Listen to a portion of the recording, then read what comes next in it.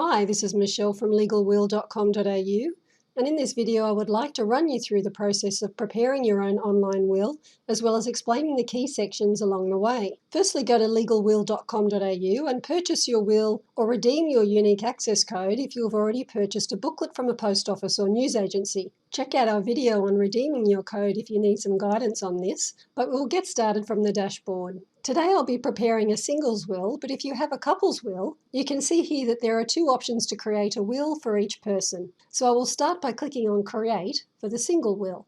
Just a couple of things to note.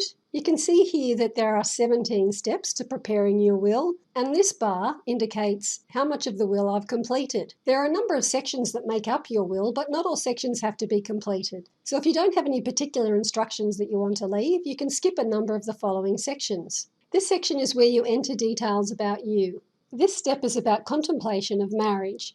This clause is optional and can be included in your will if you are contemplating marriage in the near future. If you're already married, you can skip this section. This step allows you to nominate your executors. The executors are the people who attend to your affairs after your death, so it is important to nominate someone responsible. You can nominate just one executor or two executors to act jointly. You also have the option to nominate alternative executors if for some reason your preferred executors are unable to fulfill this role. An executor can also be a beneficiary. This step is about specific gifts.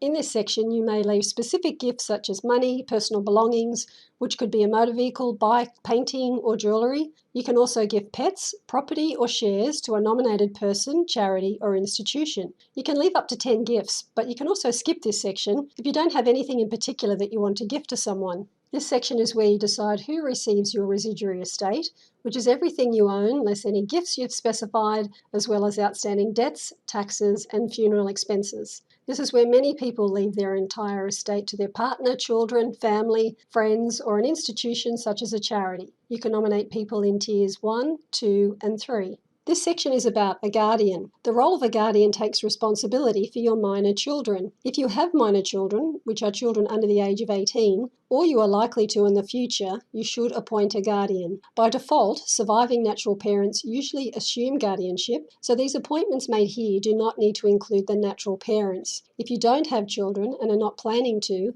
then you can skip this section.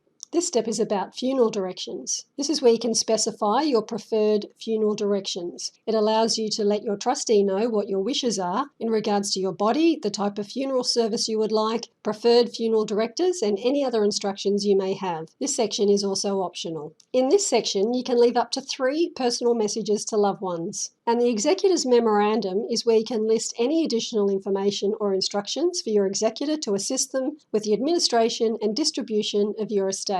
Remember, not all sections have to be completed, so if you don't want to leave any particular instructions, you can skip this section. Now we've arrived at the final page where you can submit your will. The signing directions are noted here, but they will also print with your will. If you have had any difficulty understanding any sections and you would like that extra peace of mind, you can upgrade to the solicitor checked will here. Otherwise, just click on the Submit button. Now that you've finished your will, you can go to the dashboard to view, edit, and print your will. Click on the Download button to view your will on the screen and check for any errors or changes you might like to make. Alternatively, you can print it and then review it. This is what your completed will looks like.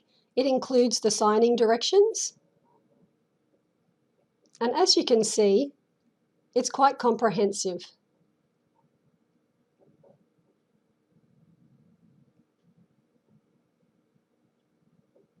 It also includes your will storage form if needed. If you need to make any changes, go back to your dashboard and click on Edit, and then move through the sections of the will to make your changes. Once your changes have been made, click on the Download Your Will here and check your will again. When your will has been signed and witnessed, you can keep your will at home in a safe place, or you can send it to Will Store for secure fireproof storage for as little as $25 per annum per will. And that's it. You now have a legally binding will in place. You have 90 days to complete your will, and during that time you can edit and print your will as many times as you need. Always log back into your dashboard from legalwill.com.au using your email address and password to access your will.